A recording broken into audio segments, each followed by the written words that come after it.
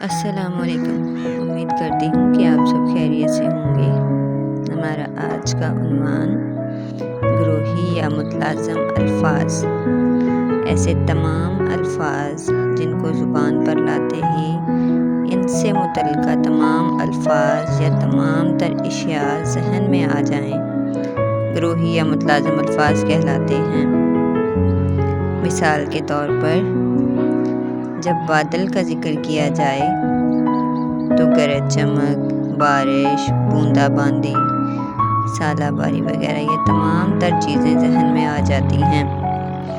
अगर जंग का जिक्र किया जाए तो मैदान जंग, तलवारें, घोड़े, गोले, बंदूकें ये तमाम तर चीज़ें जहन में आती हैं। तो ऐसे अल्फाज, ऐसा एक लफ्ज़ जिसके ज़िक्र से बहुत से अल्फाज का मजमुआ जहन में आ जाए, वो ग्रोही या मुतलाज़म लफ्ज़ कहलाता है।